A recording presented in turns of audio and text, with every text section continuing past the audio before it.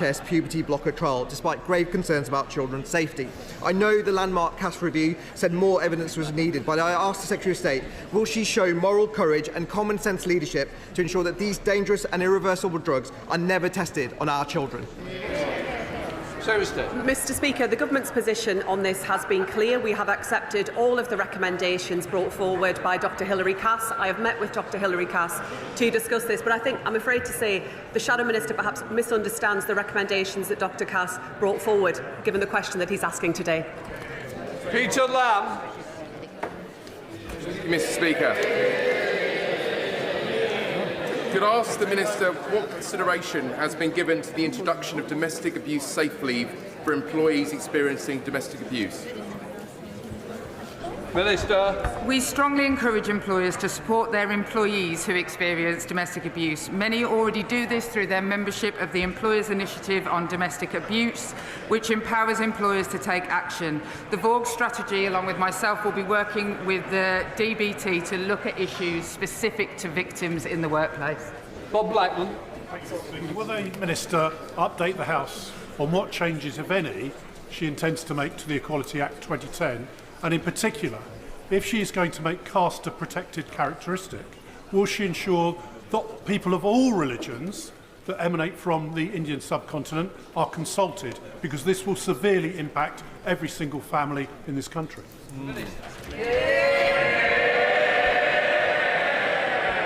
Mr Speaker, we have no plans to change the Equality Act, as my honourable friend set out earlier. Through the new race engagement group being led by Baroness Lawrence, we will consider any such questions, such as the ones that he identifies. Melody Old. Thank you very much, Mr Speaker. After an appalling rape incident on the Fuller Street Bridge in my constituency, I was shocked to find that last year only 2.7% of recorded rapes in the UK resulted in a charge. What is the Minister doing to improve this charge rate and get justice for more survivors of this appalling crime?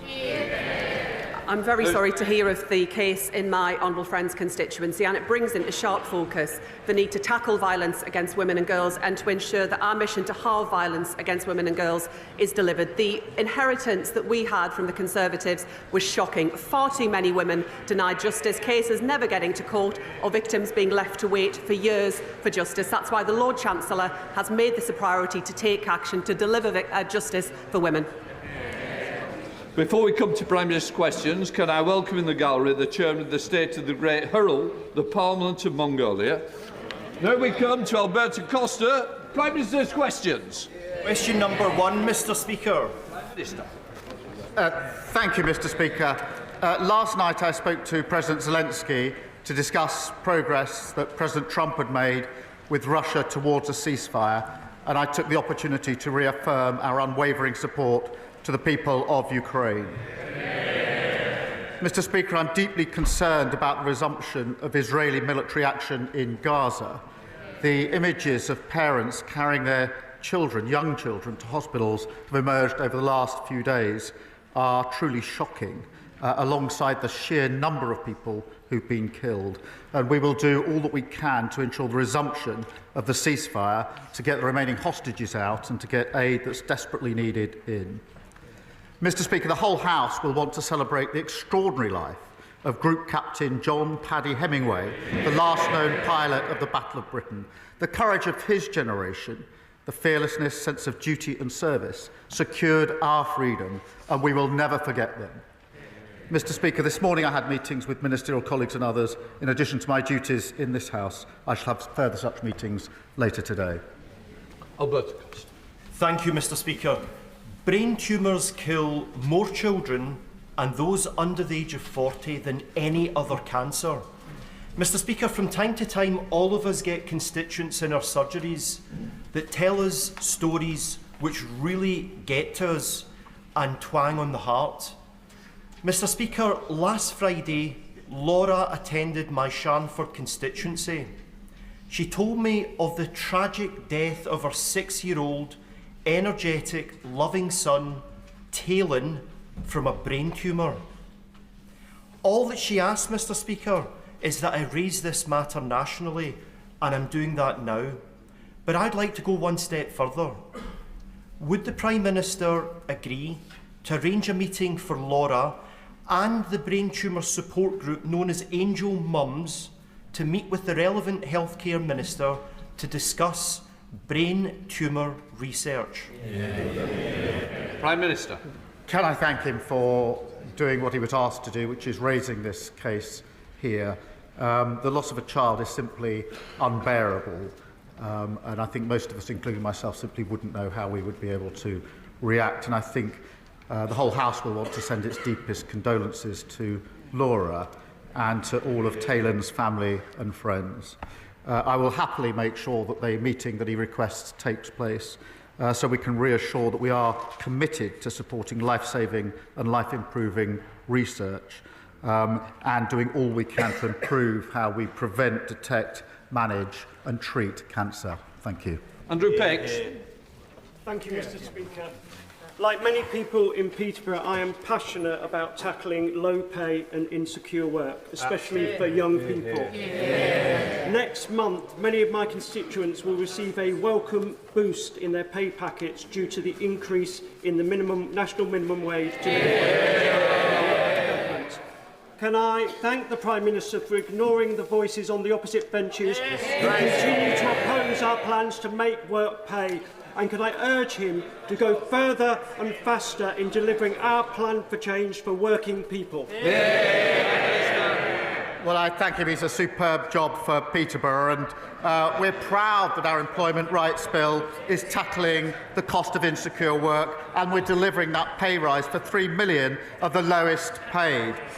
We know the Leader of the Opposition opposes all that. She thinks the minimum wage is a burden and that maternity pay is excessive. It's the same old Tories. They opposed the minimum wage in the first place. They've learned absolutely nothing. Leader of the Opposition, Kemi Badenoch.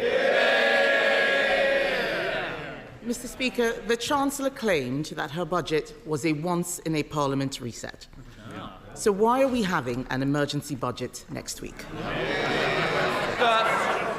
Mr. Speaker, we have delivered record investment into this country, had 3 interest rates cut in a row, and wages are going up faster than prices, which is a massive cost of living boost. That's after only 8 months, after 14 years of absolute failure.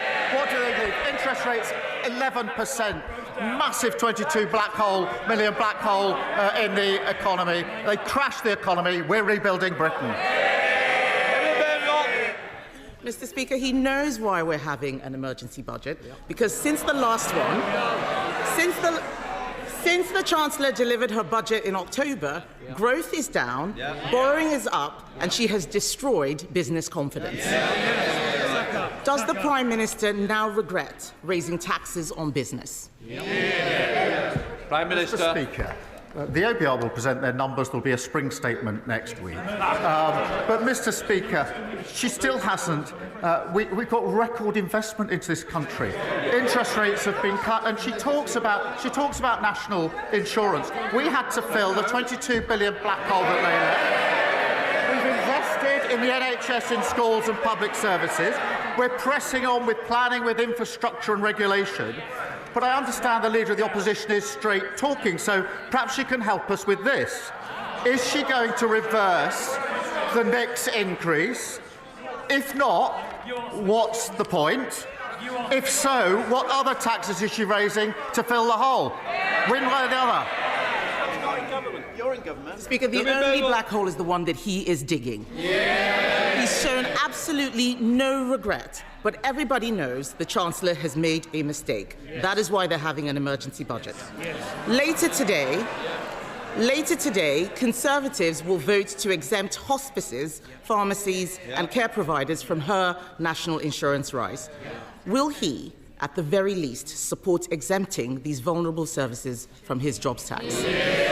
Prime Minister. I noticed she didn't say they're going to reverse the national insurance rises. It's exactly what she wants all the benefits, but they can't say how they're going to pay them. She carps from the sideline, but can't make her mind up whether she supports or doesn't support national insurance rises. We've made provision for hospices, we've made provisions for charities, but we had to secure the economy. We had to fill the £22 billion black hole that they disgracefully left. Mr. Speaker, he hasn't made these provisions. He keeps talking about budget benefits. Unemployment is not a benefit. Businesses closing are not benefits. I asked him whether he would exempt hospices, even children's hospices, from the jobs tax. He did not answer that question. His MPs know that this could affect end-of-life care. So I will ask the same question again. Will he exempt hospices from paying his jobs tax? Mr. Speaker, we've already invested £100 million for adult and children's hospices, an additional £26 million in funding through the Children's Hospices grant, but we can't get away with what we were doing in that budget, the root cause, which was fixing the economy they left so badly damaged, a £22 billion black hole. Perhaps you start the next question with an apology. Mr. Speaker, I remember when he made...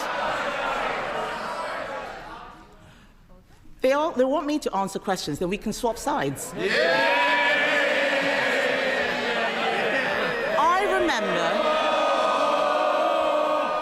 I remember when he made that announcement. He's forgotten, because the money he's referring to for hospices is for buildings. It is not for the salaries hit by the jobs tax.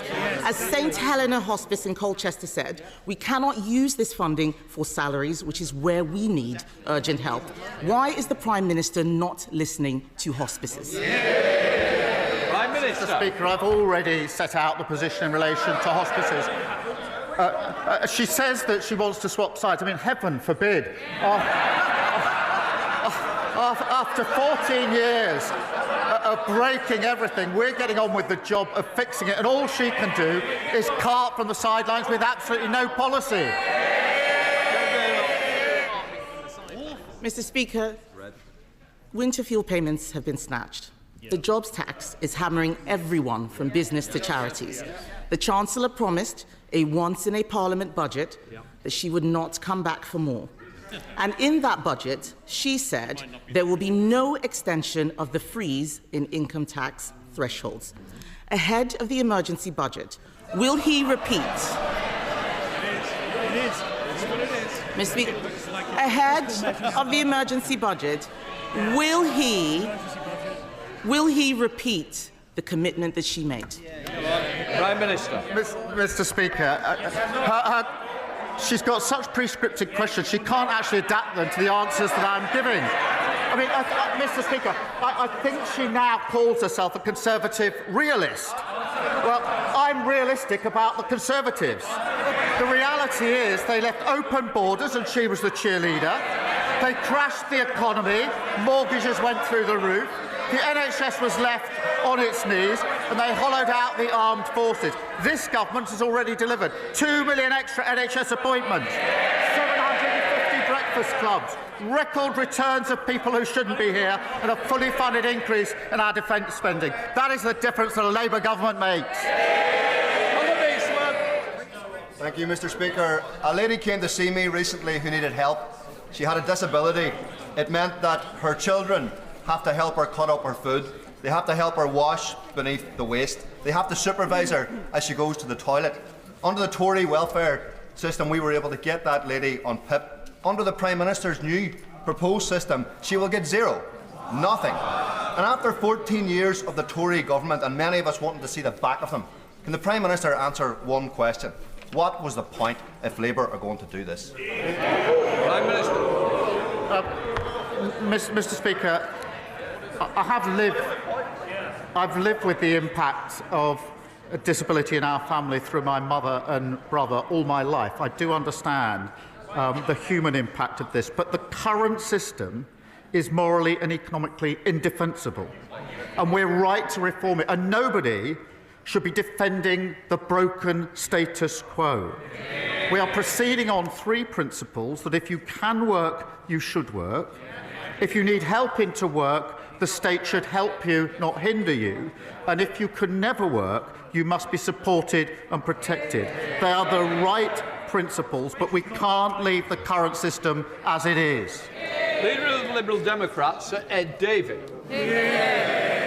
Can I associate myself with the Prime Minister's remarks on Ukraine and Gaza? And can I also pay tribute to Group Captain John Paddy Hemingway and all our heroes from the Battle of Britain?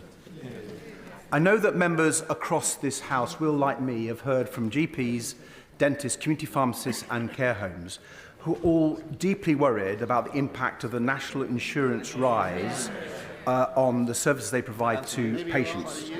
That's why the House of Lords passed a Liberal Democrat amendment to exempt NHS and care providers.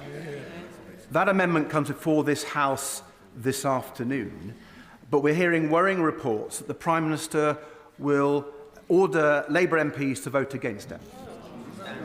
Will the Prime Minister reassure this House and patients across the country that these reports are not true? Prime Minister. Can I start by pointing out that because of the changes we made at that budget, we were able to put record amounts of money into our National Health Service, and vitally important that we did so. And it isn't right to simply oppose the measures we had to take to raise the money and at the same time say, as the honourable gentleman does, that he wants the benefits of the increase in funding for the NHS. The two can't sit together. We have already invested an additional £3.7 billion of funding into social care, including £880 million to increase the social care grant. So we are taking steps. But the basic point remains, which is we can't make the investment into the NHS if we don't raise the money. And you can't simply oppose any raising of money and at the same time welcome the money into the NHS. Senator Davey. By that reply, and I hope he and the Chancellor will think about taking money from the NHS ahead of the spring statement and reverse it. Now, Mr. Speaker, I'd like to turn to the issue of illegal hair coursing. Criminal gangs are terrorising rural communities across our country, from Cambridgeshire to Devon, from Oxfordshire to Wiltshire. Men in balaclavas are threatening and abusing farmers as these criminals tear across their fields in 4x4s. Farmers are warning that it's only a matter of time before someone is killed. So does the Prime Minister agree with me that we must act urgently against this appalling criminality? Our calls for a comprehensive rural crime strategy so we can not just stamp out hair coursing, but keep our rural communities safe from all crime. Prime Minister. Well, I'm grateful to him for raising this important issue, and it is a matter of deep concern. We've already developing a rural crime strategy, but we'll happily work with him and others to develop it further. Lawrence Turner. Northfield are deeply concerned about the scourge of knife crime, and I pay tribute to the professionalism of West Midlands Police for their response to these horrendous attacks. But there are still 1,200 fewer police officers and PCSOs in the force than in 2010. A new bid has been submitted to the Home Office for 150 more officers. Will he look at this issue so that the police can do more to keep our streets secure and safe? Prime Minister. Well, can I join him in commending the West Midlands Police for keeping his community safe? We are doubling our investment to £200 million towards the recruitment of 13,000 neighbourhood police, giving every community a named officer to help tackle violent crime. And we're currently working through bids with forces to ensure that we do so, and I'll make sure he gets a meeting with the relevant policing minister to discuss. Mr. Speaker, we have a deeply unfair, unequal economic system where vast numbers of people are struggling, yet billionaires are getting richer and richer. Does the Prime Minister really think that the way to tackle this is to put the onus onto older people, children and now sick and disabled people rather than on the shoulders of the super rich with a wealth tax, those people who could most easily afford to pay? And if the Prime Minister uses the phrase difficult choices in his answer, please will he specify difficult choices for whom? Well, Prime Minister. Mr. Speaker, we do have a proportional tax system, and we have raised tax on the wealthiest under this government. But her advice would count for a bit more if their manifesto hadn't been a recipe for £80 billion of extra borrowing. That is to do exactly what Liz Truss did to the economy, and that doesn't help any of the people that she's claiming to support. Mohammed Yazid. Mr. Speaker, I welcome the government's ambitious growth plans for Oxford-Cambridge Arc. which promises to reverse years of decline and transform the eastern region by driving prosperity, creating jobs, and delivering much-needed housing. But does the Prime Minister agree with me that the crowning achievement of this plan would be the establishment of a world-class theme park in Bedford Borough? It would transform our local economy, create thousands of new jobs and opportunities, and elevate Bedford as a national hub for leisure and tourism. Prime Minister. Well, he's right to raise this important project, which we are working for. And it's vital that we do unleash the potential of the Oxford-Cambridge corridor and, of course, Bedford by generating growth, jobs and opportunities. And we're doing that by speeding up the delivery of new infrastructure projects, slashing red tape and getting Britain building. Thank you, Mr. Speaker. Many of my constituents have approached me about the inadequate treatment of young people's eating disorders. This year, despite a 13% increase in referrals, the majority of ICBs have cut real-term funding. Currently, as I've seen in my own family and my weekly surgeries, those who reach out for treatment are told, in effect, come back when you're thinner, increasing both the human and financial costs of treatment. Does the Prime Minister agree timely intervention is critical, and will he meet with me to discuss how we fund it? Prime Minister. Well, he's right. Too many people with eating disorders are not getting the treatment that they need. The NHS is expanding eating disorder treatment services with a focus on accessing treatment earlier and closer to home. And we're also providing access to specialist mental health professionals in every school. And I'll make sure that he's kept updated. Paul Davies. Thank you, Mr. Speaker. Labour's flagship crime and policing bill is designed to tackle the rise in antisocial behaviour, theft and shoplifting that has occurred under the Tories. It grants police the power to confiscate disruptive off-road vehicles. This measure will tackle the scourge of off-road bikes in my constituency. Does the Prime Minister agree that we are the party of law and order and that we are fulfilling our commitments? Mr. Speaker, it's totally unacceptable for anyone to feel intimidated or unsafe due to the actions of reckless and selfish individuals. Whatever the vehicle, our bill gives police forces stronger powers to seize them immediately and put a stop to antisocial behaviour. That's our plan for change in action, making our streets and communities safer. Danny Kruger. Thank you, Mr. Speaker. After 14 years to get ready, they came into power with no plan to reform welfare. But now, in a panic because of their economic mismanagement, they're cutting benefits for disabled people without consulting them at all. It probably says in his folder that the High Court ruled the Conservatives' consultation was too short, but at least we consulted. They're not consulting at all. So will the Prime Minister explain why he is doing things to disabled people and not with them?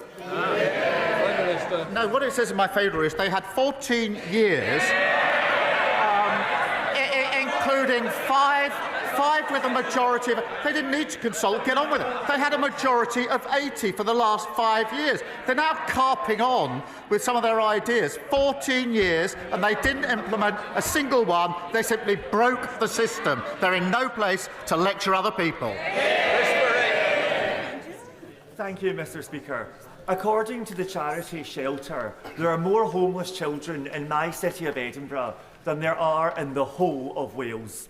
That's an appalling legacy of 18 years of SNP government. Does the Prime Minister agree with me there should be no homeless children? And will he work with me, the Scottish Parliament and anyone who'll listen to end child homelessness in Scotland? Well, the situation he describes is an appalling indictment of the SNP record. The party opposite left record homelessness in England. The SNP record is equally shameful, a record number of children in temporary accommodation. Mr. Speaker, we're investing £1 billion to tackle homelessness, we're abolishing no-fault evictions and building 1.5 million new homes. Meanwhile, the SNP have cut their affordable housing budget. They've had the largest settlement since devolution. They've got the power, the money. Now it's time they started delivering. Alison Griffiths. Thank you, Mr. Speaker. This morning, I received an email from Santander informing me that both the Bognor Regis and the Rustlington branches in my constituency are set to close, with 4 other bank branches shutting across the constituency in 2023 alone. The most vulnerable members of our society are being gradually cut off from essential banking services. Small cash-based businesses will also struggle to deposit their takings, faced with the added burden of travelling to Chichester or Worthing, making it even harder for them to operate. So what decisive action is the Prime Minister taking to guarantee that people and businesses in my constituency and across the country are not left without access to cash and vital banking services? Mr. Speaker, we are rolling out 350 banking hubs across all communities, and I'll happily arrange for her to have a meeting with the Minister to discuss how that might affect her constituency. Mr. Speaker, thank you very much. Firstly, I welcome the Prime Minister's announcement of £200 million from the National Wealth Fund for the industrial future of Grangemouth. But today, I want to ask specifically about the workers facing redundancy.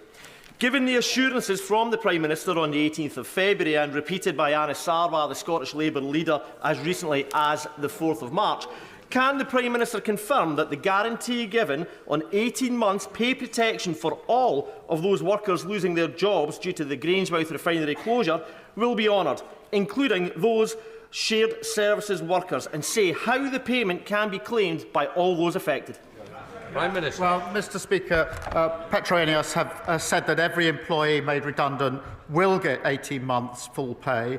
The Project Willow report that's come out today says how we can support a sustainable industrial future for Grangemouth, which is incredibly important, delivering jobs and economic growth. As he references, I've announced £200 million through the National Wealth Fund to secure the site's long-term future. And of course, that's backed by the £100 million Falkirk and Grangemouth growth deal, which is training and the training guarantee to support workers into good jobs. They're all the actions that we were taking on this very, very important issue.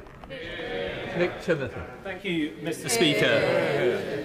Today, the House of Lords considers the Infected Blood Compensation Scheme regulations, which diverge from the proposals of the inquiry report and the government response.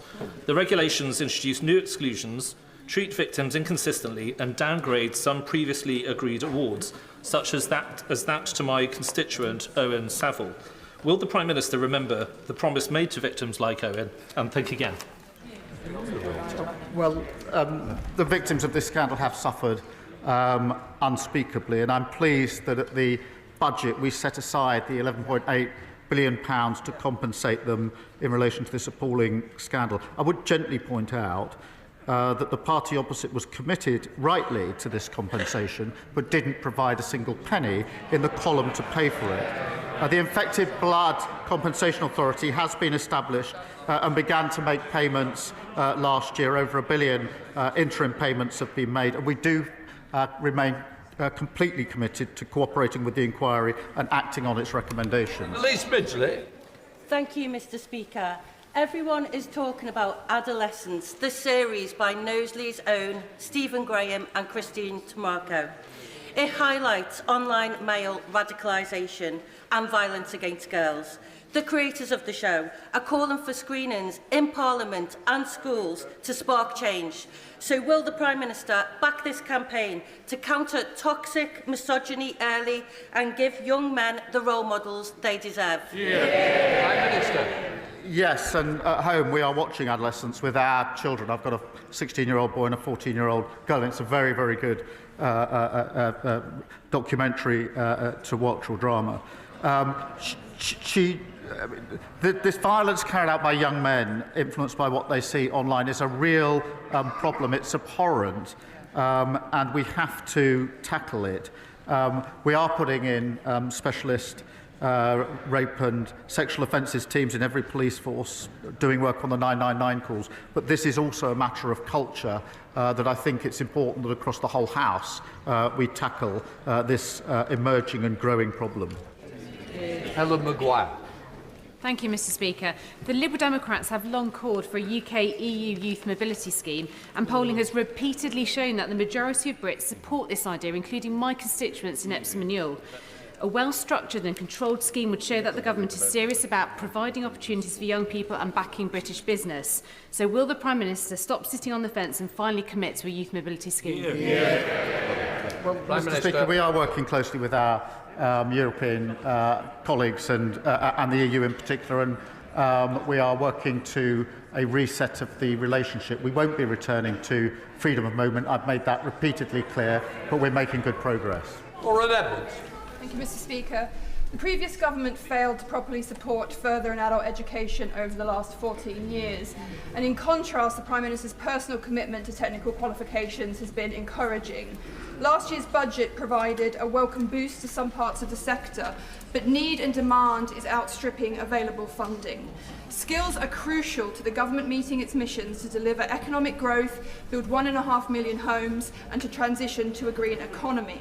Can the Prime Minister provide reassurance that the funding model will be reviewed so that we won't see colleges having to turn people away who want to gain the skills that our country so desperately needs? Prime Minister. Well, she's right. Further education plays a critical role in giving young people the skills and confidence that they need, and of course the training we need for the future. We are investing £400 million on education for 16 to 19-year-olds this year, and our levy-funded growth and skills offer will create jobs in key industries, and I can assure her that the funding will deliver enough places for young people. John Cooper. Speaker, thank you. Large spending announcements for defence would make you think that Britain is marching us to war, but the MOD is bimbling along with procurement systems better designed for peacetime. Will the Prime Minister use his good offices to bring British industry into this fight, and quickly? Prime Minister.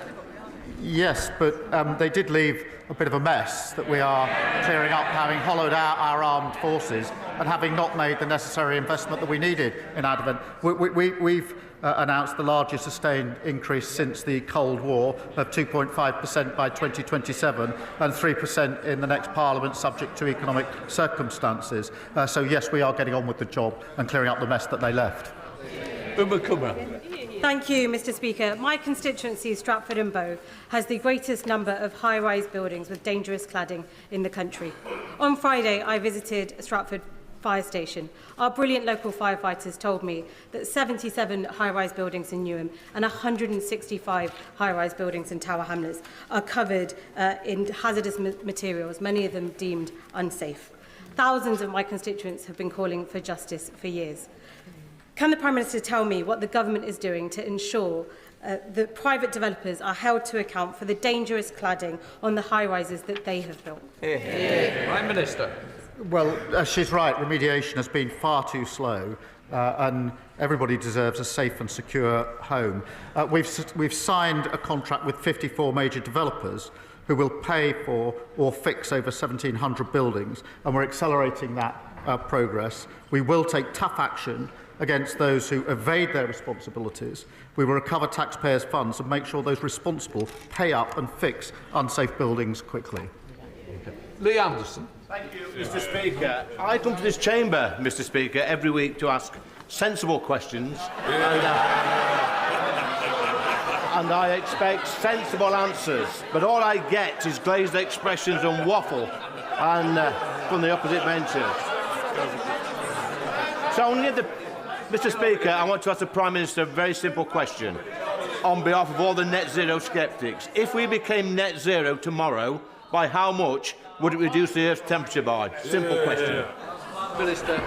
Mr Speaker, net zero is of course not easy, but it's a huge opportunity to boost our growth, our jobs and our economy. And so he knows my views on that. But you know, he complains that have better ideas if they stop fawning over Putin. And I understand the member for Clacton wants to be Prime Minister. He can't even lead a party that fits in the back of a taxi. Anna Dixon. Thank you, Mr Speaker. 1 in 5 disabled people in social housing and 1 in 3 disabled private renters live in inaccessible housing. One of my constituents with severe fibromyalgia and PTSD lives on a first-floor flat with no lift access.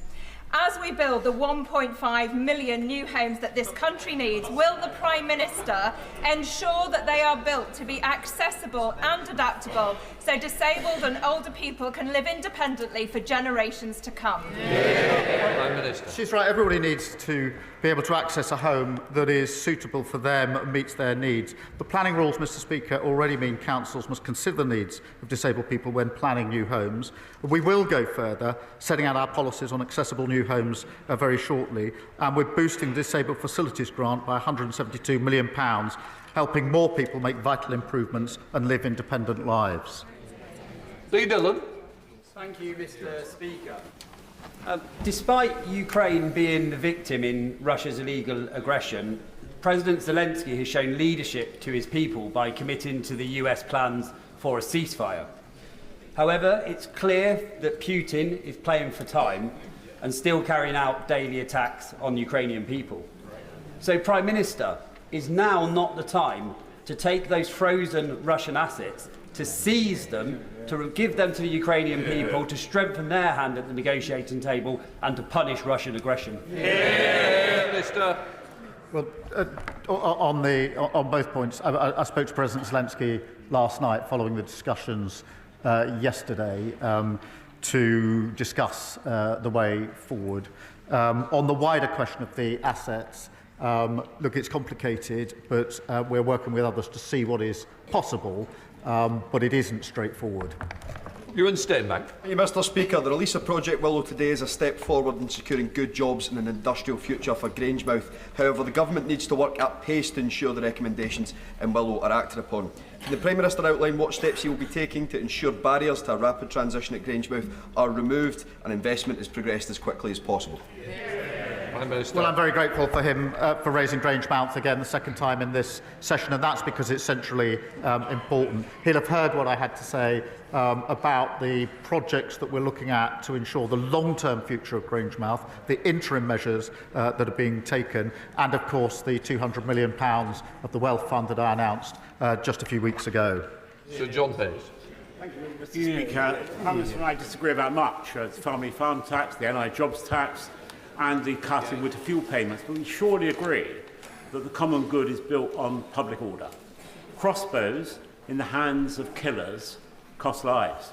They cost the lives of 3 innocent women last year. Now, the previous government launched a consultation over a year ago on the regulation of crossbows, their sale and use, and we've heard nothing since. They are as powerful as guns, as silent as knives. Will the Prime Minister agree for one of his ministers to come to the House before Easter to give us a clear instruction about what the government intends to do before any more lives are lost? Minister. Well, I thank him for raising this, and he's right to do so. It's a shocking issue, and the case he refers to is a truly shocking case. I think that's agreed across the House. We are working on this, and I'll make sure that he gets an update to ensure that he's across the detail of what we're doing. Final question, Diane Abbott. Most members of this House will be aware that the welfare system can be a nightmare to navigate and does indeed need reform. But could we have less of this rhetoric about his £5 billion package of disability benefit so-called reform being moral? There is nothing moral about cutting benefits for what may be up to 1 million people. This is not about morality. This is about the Treasury's wish to balance the country's books on the back of the most vulnerable and poor people in this society.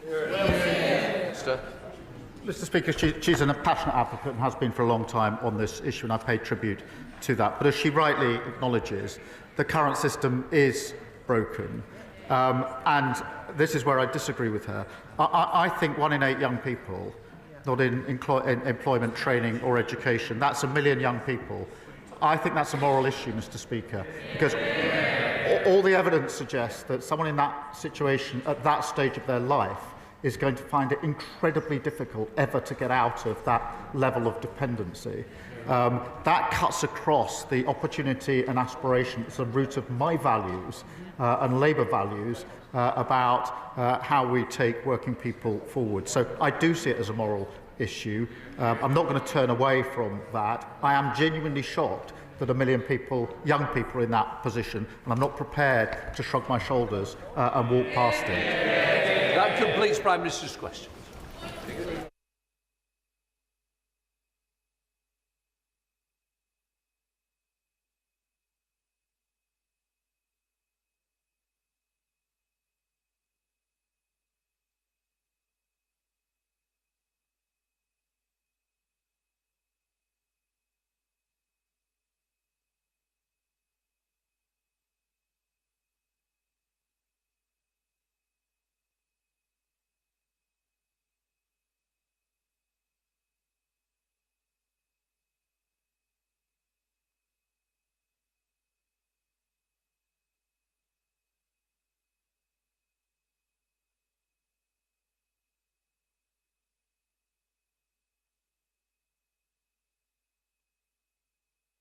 Point of order, Sarah Owen.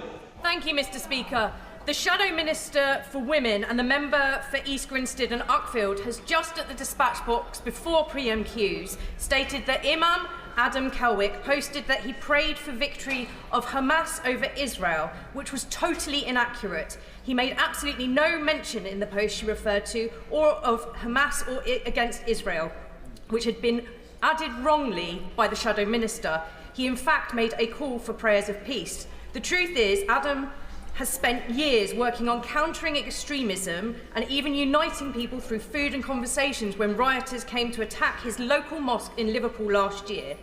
I would ask that the member correct the record and remind her that she should have made such statements outside of the House. There would have been possible legal action. What advice could Mr. Speaker give to members to ensure that they do not abuse parliamentary privilege for slandering people? Well, first of all, I'm not responsible for honourable members' questions or ministers' answers or shadows. I don't want to extend the question, but I can assure the Table Office will be able to advise her on how to pursue this matter, and I'm sure, without doubt, it is on the record and that people will reflect on that. Thank you. Right, let us move on. We come to the 10-minute rule motion. Alistair Carmichael. Mr. Speaker, I beg to move that leave be given to bring in a bill to make provision about the Groceries Code Adjudicator, to require coordination between the Groceries Code Adjudicator and the Agricultural Supply Chain Adjudicator, to make provision about public procurement in respect of British food products, to make provision about the labelling of food products, and for connected purposes. I also remind the House of my entry in the Register of Members' Interests. Mr. Speaker, in March 1917, at the height of the First World War, then Prime Minister David Lloyd George sent a letter to an Orkney farmer, Charles Patterson. He wrote, "In the nation's interests, I urge you, at whatever personal sacrifice, to overcome all obstacles, to throw your fullest energies into the work, and to influence and encourage all who assist you, so that every possible acre shall be sown." At that time, there was no question at the heart of government about the vital importance of farmers in the Isles and across the country. In the centuries since, farmers have continued to play their part in supplying the nation's table, but their incomes have stagnated. The market for agricultural produce in the UK has not been a free market since at least the end of the Second World War. Successive governments have intervened through the payment of public subsidies to farmers, initially in the name of food security and more recently in the name of cheap food for consumers. That intervention has over the years distorted the market and allowed a range of unfair practices to be hardwired into the system. As a consequence, the market today has a handful of behemoth retailers, the supermarkets at the top, hundreds of thousands of farmers at the bottom, and a variety of processors, distributors and others in the middle. Everyone takes their cut, and then, at the end of it all, the farmers get whatever's left. The power imbalance between the supermarkets at the top and farmers at the bottom is more pronounced than any other market that I can think of, and it is well documented that those at the top who have the power wield it to their own advantage. Mr. Speaker, the extensive debate that we've had in this House in recent months has laid bare the shocking truth about the lack of profitability in farming. Just last week, a new report from the Food, Farming and Countryside Commission found that real incomes for farmers have stayed stock still for the past 50 years. Shortly after the autumn budget, a group of younger farmers in my constituency came to see me and brought with them their farm accounts. They were despondent in pointing out to me that their businesses earned a net profit of 0.7% on their capital. They were not even much cheered when I pointed out that they were doing better than many of their contemporaries, as DEFRA figures say the average return is as low as 0.5%. One of those farmers was the great-grandson of Charles Patterson, a seventh-generation farmer who works the same land as his great-grandfather. You really could not ask for a better illustration of the shift in priorities of our governments over the past 100 years. Mr. Speaker, this cannot go on. Farmers are seeing a rapid withdrawal of funding support. In England, the accelerated withdrawal of basic payments, followed by the closure without notice last week of the sustainable farming incentives, has left many farms desperately worried about the viability of their businesses. Elsewhere in the United Kingdom, the removal of the ring fence of money given to devolved administrations for agricultural payments leaves farmers feeling they are vulnerable to adverse change. That is why this market now needs direct and meaningful intervention. Without it, we risk losing domestic food production and any notion of food security. If, as the Prime Minister says, food security is national security, then his government should act urgently to allow our farmers to get a fair price for the food that they produce. I was in government when the Groceries Code Adjudicator was set up. I don't think that anyone believed that the GCA would be the last word in regulation of the food supply chain, but we all took the view that it was better to have something than to have nothing. 12 years on from its creation, the limitations of the adjudicator are apparent for all to see. The office has fewer than 10 staff, all seconded from other public bodies, and it is funded by a levy on supermarkets. And expect an operation of that size to take on some of the largest retail businesses in the country is laughable. It's hardly surprising, then, that businesses supplying supermarkets are reluctant to make complaint, especially when the office itself has not issued a single fine in the entirety of its existence. Such cases as are pursued end up with settlements and non-disclosure agreements. Since publicising my bill, I have spoken to a number of producers who have told me about their experience at the hands of supermarkets. Just yesterday, I spoke to a businessman who had been a supplier of Brussels sprouts to a large supermarket. His company had, on the basis of undertakings made to it by the retailer, invested significantly in their business, borrowing £400,000 to build a state-of-the-art packing facility. In the year 2022 to 23, this one supermarket accounted for 47% of their business. Then, in February 2023, they were told by the supermarket that their supply was no longer wanted for that season.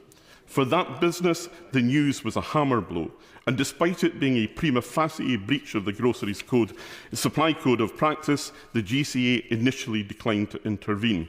Now, I would love to say that this was an isolated incident, but the GCA annual survey conducted by YouGov suggests that it is not. 42% of suppliers would not raise issues because they believed that the retailer would find out and there would be consequences. The experiences that they describe include delisting without reasonable notice, undisputed invoices not being paid according to agreed terms, retrospective changes to supply agreements, running a promotional activity at the supplier's expense, not the retailer's, and much more. Practice among supermarkets shows a wide variety of behaviours. 7 of the retailers were judged to have improved or at least stayed the same, with Sainsbury's coming out on top with a net improvement score of 10.34%. Unfortunately, 7 others, including Home Bargains, Asda, Tesco, Ocado, Iceland, Morrisons and Amazon, were scored as having worsened by varying degrees, with Amazon's performance being judged to have worsened by a whopping 21.38%. Amazon was also scored as having complied with the code consistently or mostly only 46.96% of the time. Mr. Speaker, yesterday's Daily Telegraph reported that Asda was threatening a price war in order to regain market share that they had lost in recent years. For farmers, that is a chilling prospect. If supermarkets are about to embark on a race to the bottom, then we can be pretty sure that it will be farmers, not company executives or shareholders, who will be expected to take the hit. Mr. Speaker, it is not for us in Parliament to pick a winner in a fight between supermarkets, but they should know that we are watching. And any supermarket that thinks it can rebuild its balance sheet on the back of Britain's farmers might find themselves in front of the Environment, Food and Rural Affairs Select Committee. And let me tell you, Mr. Speaker, they had better have some good answers when they get here. My bill has support from MPs across the political parties. It's sponsored by members from the Liberal Democrats, Labour, Conservative, Plaid Cymru, SNP, Green and Democratic Unionist Party. It also has wide geographical support. It has sponsors from Shetland to Cornwall and across the 4 nations that make up the United Kingdom.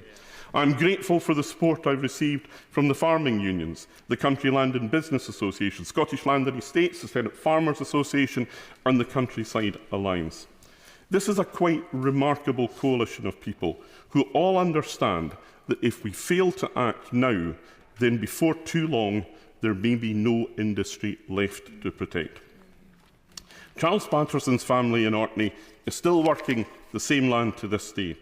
And if we want to keep farming communities alive for generations to come, however, we need to act now to make it happen. That is why, Mr. Speaker, this bill is necessary and why I seek the leave of the House today to introduce it. The Right Honourable Member have leave to bring in the bill. The question is, does the Right Honourable Member have leave to bring in the bill? As many of their opinion say aye. Aye. The contrary, no. I think the ayes have it. The ayes have it.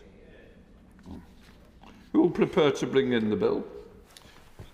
Mr. Speaker, Jane Kirkham, Sarah Bull, Jenny Riddle-Carpenter, Charlie Dewhurst, Sarah Dyke, Anne Davis, Seamus Logan, Ellie Chowns, Jim Shannon, obviously, David Chadwick, Tim Farron, and myself. No punch without Judy. Alistair Carmichael.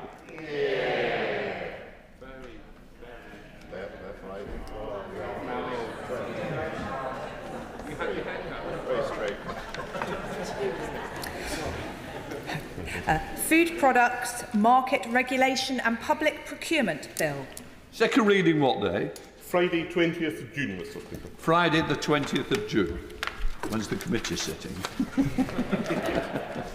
Right, let us move to the programme motion to be moved formally.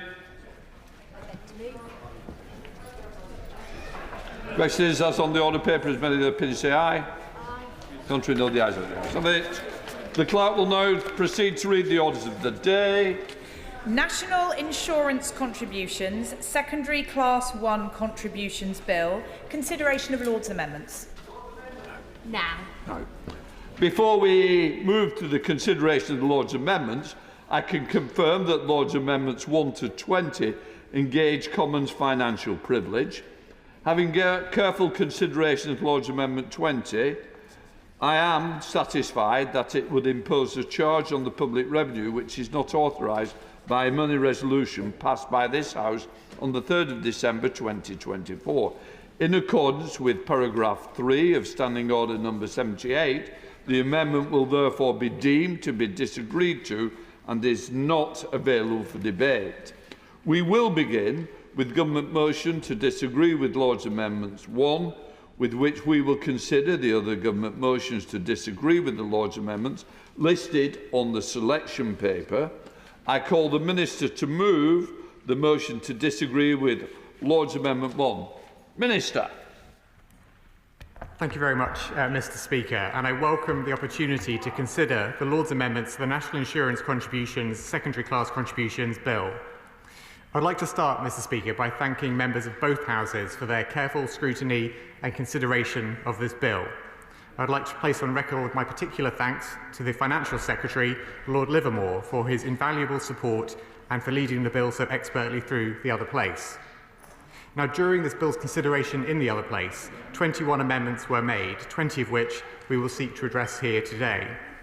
But before I address these amendments directly, Mr. Speaker, let me remind both houses of the context for this bill. When we entered government, we inherited a fiscal situation that was completely unsustainable. We have had to take difficult but necessary decisions to repair the public finances and rebuild our public services. The measures in this bill represent some of the toughest decisions that we have had to take as a result. In order to restore fiscal responsibility and get public services back on their feet, we needed to raise revenue, including through the measures that this bill will introduce. And many of the amendments from the other place put at risk the funding that this bill seeks to raise. So let me be clear. To support these amendments is also to support higher borrowing, lower spending, or other tax rises. And it is with that in mind that I will now turn to the first group of amendments. I'll give way. The Minister giving way. He does talk about one of the a mission he's made is talking about growth, which is what the government's raison d'etre is. Last week we found out that the economy actually shrank. Has he done any work to find out how much that point percentage drop has caused in terms of costs to the government? Because that's going to have a huge impact when we're discussing tax implications. Minister. Well, Mr. Speaker, as I've set out to the honourable gentleman in a number of debates in recent weeks, the reason why we as a government had to take difficult but necessary decisions was to restore fiscal responsibility after the completely unsustainable situation that we inherited from the party opposite. And that fiscal responsibility, that economic stability, is essential for greater investment in the economy, which is the bedrock for growth, the growth that we are so determined to pursue. I'll give way. The Minister for giving way. I wonder if he could outline how many billions the government will spend this year, what percentage 22 billion would be of that, and an additional question, if I can be so greedy, Mr. Speaker, is how much the flatlining of the economy has cost the government compared to that 22 billion, because I'll put it to the Minister that the impact of this NIC rise has been much greater than this mythical 22 billion alleged by the government. Well, Mr. Speaker, I'm not clear from the honourable gentleman's intervention whether he finally accepts the £22 billion black hole that we inherited when we took government, because I know several of his colleagues have sought to rewrite history, but the facts are there, that we inherited a completely unsustainable fiscal situation with pressures, a £22 billion black hole that we had to take difficult but necessary decisions to remedy. And it's important to do that because without the basic fiscal responsibility that a government should deliver, without that economic stability, the investment, which is the basis for growth, will not happen. I'll give way. Right Honourable Minister for giving way. He spoke about facts. Is he aware of the fact that when the Labour Party won the election, the economy was growing? And is he aware of the fact that now the economy is falling? Mr. Speaker, I am very aware of the fact that we inherited an economy and a fiscal situation in a mess that was completely unsustainable and that it was our duty as a government to address. No responsible government could have let things carry on as they were. With the fiscal situation in the way it was when we inherited, no responsible government could have let that carry on. And that is why we had to take the action we did. I'm not going to give way. I'm going to make some progress. I've given away several times already. But that is why we had to take those decisions, Mr. Speaker, to put the fiscal responsibility back at the heart of government, to return economic stability to the public finances, and to have that basis for the investment on which we can grow the economy and put more money in people's pockets. Now, Mr. Speaker, I will turn to the first set of Lord's amendments, which I will discuss together, namely 1, 4, 5, 9 and 13, as they relate to the NHS and social care providers. Mr. Speaker, these amendments seek to maintain the employer national insurance contribution rates and thresholds at their current level for NHS commissioned services, including GPs, dentists, social care providers and pharmacists, as well as those providing hospice care. As honourable members in both houses will know, as a result of the measures in this bill and appointments every week, primary care providers, that is general practice, dentistry, pharmacy and eye care, are important independent contractors who provide nearly £20 billion worth of NHS services, and every year the government consults with general practice and pharmacy sectors. I'll give way. Minister, thank you very much for your answers to the questions that everyone has asked. One of the questions that comes out of my constituent on a regular basis is the one about the GP surgeries. The national insurance contributions will hit them immensely. They've told me they have a choice. The choice is to reduce staff and cut back on appointments. Ever mindful that the Minister has said 22 billion extra for NHS, but if the impact upon the GP surgeries and the health clinics by reducing staff, reducing their capability of being able to produce and deliver a health service. Is this not really, Minister, a step down on what is offered on the ground in my constituency and indeed in all the constituencies? So would the Minister reconsider that in relation to the GP surgeries and the impact upon them in particular? Well, Madam Deputy Speaker, I thank the honourable gentleman for raising the question of GPs and the funding and the support the government is providing to them, because the government is investing an additional £889 million in general practice, which brings the total spend on the GP contract to £13.2 billion in 25-26. Madam Deputy Speaker, this is the biggest increase in over a decade, and the changes to the contract will improve services for patients and help make progress towards the government's health mission, shifting from analogue to digital, sickness to prevention, and from hospital to community care, as set out in the Prime Minister's plan for change. So that support for GPs is an essential part of what the budget, including the measures which we're debating in relation to national insurance, delivers. I'll give way. I thank the honourable member for giving way. In my constituency of Horsham, Age UK have told me that the employer's NICS rise will cost them £50,000 a year. Would the Minister agree that it is impossible to improve the public sector by taxing the public sector? Madam Deputy Speaker, we inherited public services that needed urgent support. We inherited public services that were on their knees, and part of the reason why we took those difficult but necessary decisions at the budget last October was, of course, to restore fiscal responsibility, but also to get public services back on their feet. And this is not just about public services and the services that people across the UK enjoy. It's also about making sure that we have that stability for economic growth. Because if you haven't got a health service that works well, you haven't got a healthy population who can go to work. If you haven't got a transport system that works well, people can't get to work. And so that investment in public services, getting them back on their feet after 14 years of the party opposite being in control, is not only essential for what people in the UK experience, but also to make sure we can have that economic growth which will put more money in people's pockets. Now, Madam Deputy Speaker, I'm going to make a little progress. I've spoken about GPs, Madam Deputy Speaker, but of course alongside GPs, the Department for Health and Social Care has also entered into consultation with the Community Pharmacy England regarding the 24-25 and 25-26 Community Pharmacy Contractual Framework. The final funding settlement will be announced in the usual way following this consultation. The National Pharmacy Association announced for the first time ever in 104 years that they are planning action by reducing services because of the implications of the budget. But one of their requests is the release of an independent report commissioned by NHS England on the future funding of pharmacies. Now that the government is in charge of NHS England, would he speak to his health colleagues to release that report so that before the consultations all finish, so that actually the public and the pharmacies can see exactly what the financial situation of that independent report will be? Well, I thank the honourable gentleman for his intervention, and obviously reports which are in relation to work the Department for Health is carrying out is a subject for ministers in that department to answer. But in terms of the funding that I'm speaking to today, as I said, the final funding settlement will be announced in the usual way following the consultation which is underway. Moving on, Madam Deputy Speaker, to dentistry. On dentistry, the NHS in England invests around £3 billion every year. NHS pharmaceutical, ophthalmic and dental allocations for integrated care systems for 25-26 have been published alongside NHS planning guidance.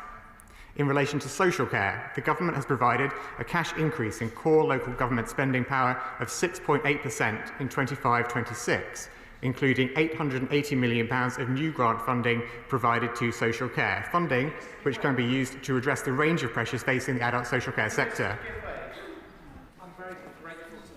Giving way. The figures that he is presenting, along with the answer that he gave to my honourable friend, the member for Strangford, similar to the Prime Minister, is money going into sectors that actually is not going to mitigate the national insurance rise. So will he actually confirm that sectors like hospices, social care, GPs, pharmacists will actually have some support and not tell us about money that's not going to help them with regard to this jobs tax that's coming in? Well, Madam Deputy Speaker, the various organisations or services that I'm talking about, whether that's GPs or pharmacies or organisations providing social care, obviously receive money from government. And the way in which those discussions take place is to consider pressures on the providers of those services in the round. And that's the way that the negotiations take place. Now, in terms of direct support for employer national insurance contributions, that obviously applies to central government, local government and public corporations, which is much the same way the previous government approached it under the Health and Social Care levy. In terms of the social care or GPs, as I've been outlining, pressures which they face are considered in the round in terms of their funding settlements. And as I said, in terms of social care, the £880 million of new grant funding is funding which can be used to address the range of pressures facing adult social care. I'll give way. Well, it sort of makes an interesting point, but if we look at children's hospices are going to be down by £4.9 million. Most of the funding for children's hospices doesn't come from the government, it comes from communities, it comes from people supporting them. Can the Minister at the dispatch box assure those children's hospices, such as Acorns, which is in the West Midlands, that they will not be down by that money that they're going to be losing through extra NI contributions, and that £4.9 million is going to be replaced by the government for children's hospices? Well, Madam Deputy Speaker, I thank the Right Honourable Gentleman for raising the issue of hospices, and if I may set out the government's position in terms of hospices as they were referred to in some of the amendments we're considering today. In terms of hospices, the government recognises the vital role that they play in supporting people at the end of life and their families, and also recognises the range of cost pressures that the hospice sector has been facing over a number of years. We're supporting the hospice sector with a £100 million increase for adult and children's hospices to ensure they have the best physical environment for care, and £26 million of revenue to support children's and young people's hospices. Now, the £100 million will go towards helping hospices to improve their buildings, equipment and accommodation to ensure that patients continue to receive the best possible care. I'll give way. To the Right Honourable Gentleman for giving way, but I think the point that we are really trying to emphasise from this side of the House is that the government appears to be giving with one hand but taking away with the other. And the hospice sector is just one example of many sectors that are being adversely affected by the cruel tax that the government is placing on them. Well, Madam Deputy Speaker, as I said a few moments ago, the way in which the government supports central government, local government and public corporations, that is departments and other public sector employers, is the same way in which the previous government responded to the Health and Social Care levy, and that is a standard way in which the government offers support in terms of employer national insurance costs. But if I'm speaking, I'm going to make some progress. I'm going to make some progress because I'm going to make some progress, Madam Deputy Speaker, because the government wants to shift healthcare out of hospitals and into the community to ensure patients and their families receive personalised care in the most appropriate setting. I'll give way. I thank the Honourable Member for giving way, and can I thank him for doing that. The Southern Area Hospice is located just outside my constituency. They have to raise £3.6 million per year, £300,000 per month. They are not government funded, as has been alluded. What reassurances can he give to those folks in the Southern Area Hospice who are currently using their services for end-of-life care that this government will do the right thing and will support our hospices by not including them in this national insurance contributions increase? Well, I thank the Honourable Member for her intervention.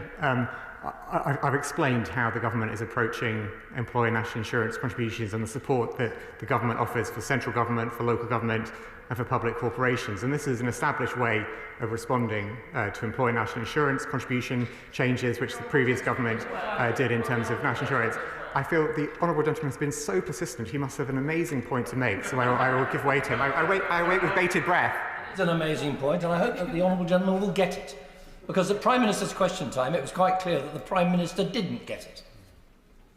So let's now tell the real truth. The money that is being given by the government, taxpayers' money, to hospices, children's hospices, like Shooting Star, like Demelza House, is for buildings. The national insurance increase is hitting directly the people that do the work upon which very sick children depend. Why is that imposition being made?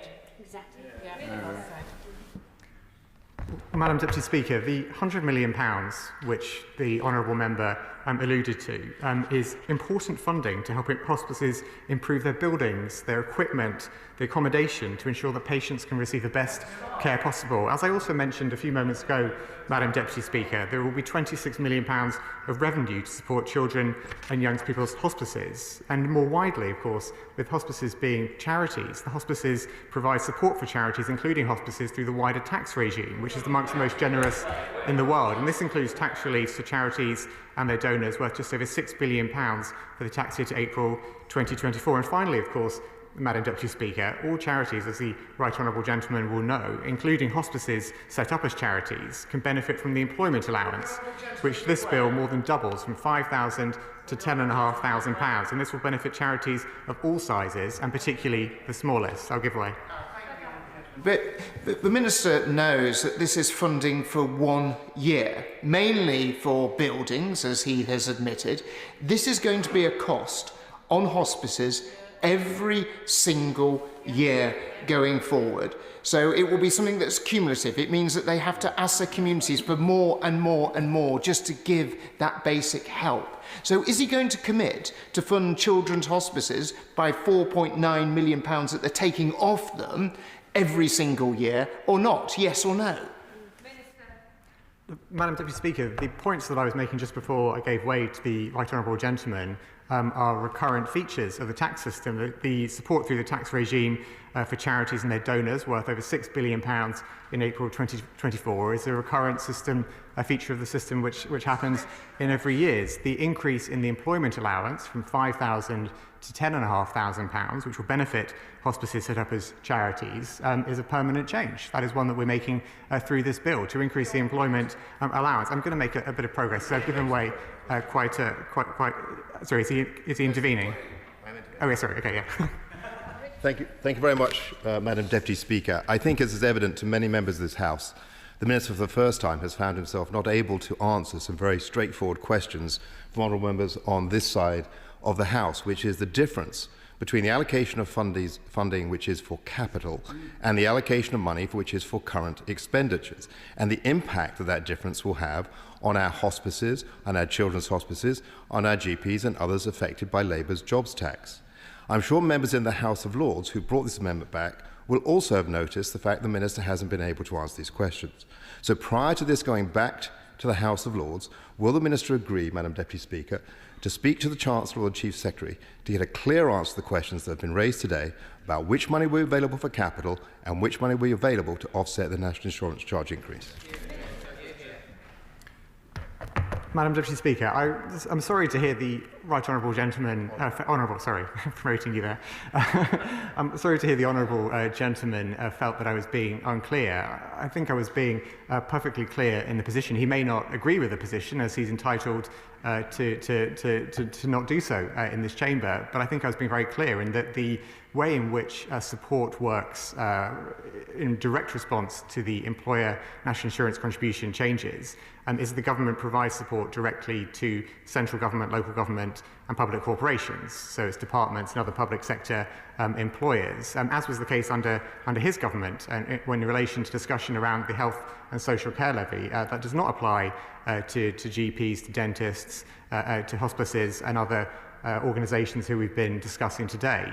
The important point I was making, which I hope was clear to him and his colleagues on the other side of the House, is about the wider support which the government is providing to hospices, to the funding we're providing to GPs, the discussions we're having with other primary care providers. And that's the context in which this bill has to be seen, because the reason why we're able to take decisions around funding for public services is because of those difficult decisions that we took at the budget last year. And this bill implements one of those decisions. And it was noticeable, Madam Deputy Speaker, at Prime Minister's questions earlier today, that I think when the Prime Minister asked the Leader of the Opposition, whether she would reverse the national insurance rise that we are bringing in through this bill, she refused to commit to that. So I'm unclear exactly how.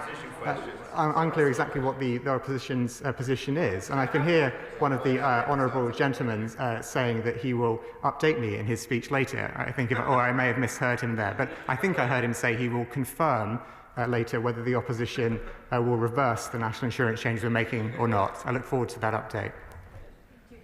Just to explain to the House how it is right, as it is, for the government to cover the extra national insurance in the public sector, for example, in hospital provision, but it is not right to do it at end-of-life care in a hospice. How can that circle be squared? That you cover the national insurance for those who have been treated, the hospitals which are treating people, but you won't cover it for the hospices which are seeing end-of-life care.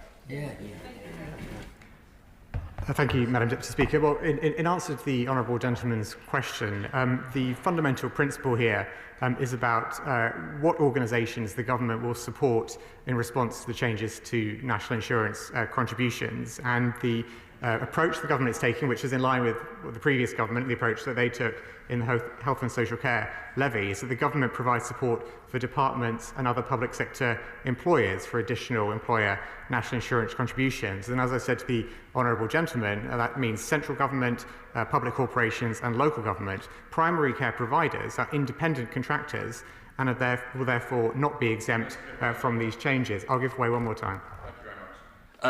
The Minister makes the point that this is secondary for primary care providers. However, what he doesn't acknowledge is that those primary care providers, as I hear from dentists and community pharmacies and social care providers in my constituency of Bicester and Woodstock, still don't know how they will be compensated by the government. We are very close to the start of the tax year. These are small businesses which are providing critical primary care services into our communities. How can they operate when the Minister obfuscates and says other people might talk to them at a later stage about the money that they might receive? Would it not be easier for the Minister to accept the Liberal Democrat amendment from the House of Lords and clear up this matter today? Well, for clarity, Madam Deputy Speaker, the response in regards of other primary care providers who are independent contractors is not for direct support in the way the government provides it for departments and other public sector employers. Those pressures which they will face are considered in the round alongside all of the other pressures which they face, and that's taken into consideration in the funding which is provided to them. So it's a different way of that solution being arrived at than the honourable gentleman suggested in his question. But, Madam Deputy Speaker, looking across the debate that we're having today, as I set out earlier, the revenue raised by the decisions in this bill will help to fund public services, including the NHS and other social care providers. And the proposals in these amendments would put much of that funding at risk. And so to support these amendments is also to support higher borrowing, lower spending, or other tax rises on that point. For giving way. What advice then would you be able to give to Thames Hospice and Alexander Devine Children's Hospice in Maidenhead, who are looking at a £300,000 and a £50,000 increase in bills respectively? Is he saying that they should be cutting services, or is he expecting our residents in our constituencies to raise more money for these hospices to give it directly back to the Chancellor? Well, I thank the honourable gentleman for his intervention, and I clearly don't know the situation of that particular hospice, so I'm not going to give them direct advice about how to manage their operations. But more generally, Madam Deputy Speaker, I've set out the government's approach to providing direct support for departments and other public sector employers. And of course, it depends in terms of how hospice care is provided, because in many cases, integrated care boards are responsible for the commissioning of palliative and end-of-life care services to meet the needs of local populations. And so where hospices are commissioned by the NHS for their work, then contractual arrangements should be discussed with the integrated care board at a local level. Now, Madam Deputy Speaker, I'll give way one more time. Minister for giving way. He's got a capital budget, he's got revenue budgets. This is a small amount of money, £4 or £5 million. Would he take away from this debate today and look at whether switching £4 or £5 million from the capital budget to the revenue budget and trying to open up that opportunity is something that would have merit and would really help these very vulnerable organisations? Here. Madam Deputy Speaker, I've set out the government's approach to supporting departments and other public sector employers with the changes to employer national insurance contributions. As I said earlier in remarks to his front bench, this is the same approach that his government took in relation to the health and social care levy. And we are talking about the pressures, the wider pressures that other organisations, be that GPs or hospices and so on, face, and what we can do to support them and the processes through which they go to consider the pressures on them in the round. But, Madam Deputy Speaker, I've made quite a considerable number of points, I think, in relation to these amendments 1, 4, 5, 9 and 13. And in light of these points, I would urge the House to disagree with those amendments. I will now turn to other Lords' amendments, Madam Deputy Speaker, relating to charities and local government, including special educational needs transport. First, Amendments 2, 7, 12 and 16 seek to exempt charities from the changes to employer national insurance contributions rates and thresholds in this bill. The government recognises the crucial role that charities play in our society. We recognise the need to protect the smallest charities, which is why we have more than doubled the employment allowance to £10,500, meaning that more than half of businesses, including charities, with national insurance liabilities either gain or see no change next year. As I previously noted, it is important to recognise that all charities can benefit from the employment allowance. As I've also previously noted, the government provides wider support for charities via the tax regime, with tax relief to charities and their donors worth just over £6 billion for the tax year to April 2024. Again, Madam Deputy Speaker, the proposals in these amendments would put much of the funding this bill seeks to raise for public services at risk, and so to support these amendments is also to support higher borrowing, lower spending or other tax rises. I'll now turn to Amendments 3, 6, 11 and 15. I'll give way. To the Minister giving way. After yesterday's announcement with regards to the benefit changes and benefit cuts, the government have said they want to see more people going into work. Now, a lot of the support is delivered by charities to help people to get into work, so we're expecting more need for the charities. How are they likely to cope if they're being taxed with this further nix? Because they are going to look to reduce the services and the ability to provide. So there's going to be a gap in the market there. Could you explain how the government intends to breach that gap?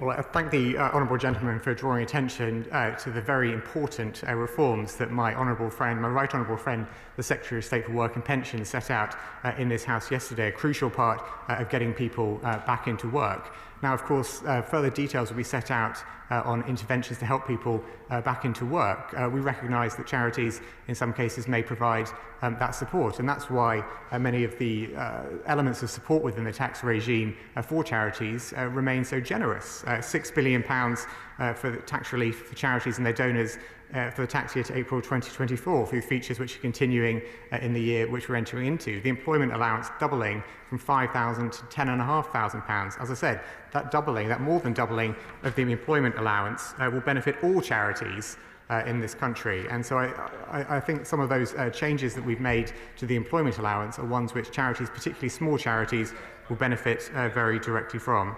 Now, Madam Deputy Speaker, sorry. Sorry, I was seeking to give way, but I thought you were going to intervene on me, Madam Deputy Speaker. Oh, right, yes, sorry, yes. I will in that case, not take any more interventions, and I will make more speedy progress, Madam Deputy Speaker.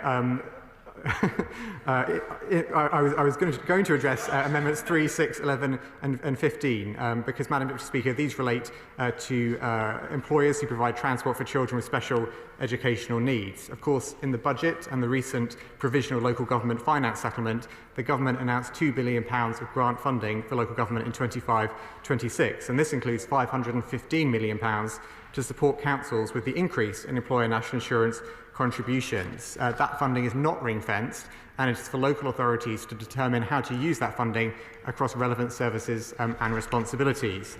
Turning very briefly to Amendments 8, 10, 14, 17, 18 and 19, which together seek to maintain the current threshold for businesses employing fewer than 25 staff. Madam Deputy Speaker, when it comes to protecting the smallest businesses, the government is taking action through this bill by, as I have already mentioned, increasing the employment allowance from £5,000 to £10,500. This means next year 865,000 employers will pay no national insurance at all, and more than half will see no change or gain overall from this package. Finally, Madam Deputy Speaker, I will address Amendment 21, which requires the government to conduct assessments on the economic and sectoral impacts of this bill. As we've discussed previously in this place, the government has already published an assessment of this policy in HMRC's Tax Information and Impact Note. This note sets out that as a result of the measures in this bill, around 250,000 employers will see their secondary Class 1 national insurance contributions liability decrease, and around 940,000 will see it increase. Around 820,000 will see no change. The OBR's economic and fiscal outlook also sets out the expected macroeconomic impacts of the changes to employer national insurance contributions. In conclusion, Madam Deputy Speaker, I hope honourable and right honourable members will understand why we are not supporting these amendments from the other place. This bill makes some of the difficult but necessary decisions that we, as a government, have had to take to fix the public finances and to get public services back on their feet. The amendments from the other place require information that has already been provided, do not recognise other policies the government has in place, or, most seriously, undermine the funding this bill seeks to secure. I therefore respectfully propose that this House disagree to these amendments, and I urge all honourable and right honourable members to support the government in making that so. This debate has to conclude within the 2 hours that it started, so other than the front benches, the back benches will only have a 6-minute time limit. The question is that this House disagrees with the Lords in their Amendment 1, and I call the Shadow Minister, Gareth Davis. Well, thank you, Madam Deputy Speaker. I rise on behalf of the official opposition in support of Lords Amendments 1, 2, 3, 4, 8, 10, 14 and 21.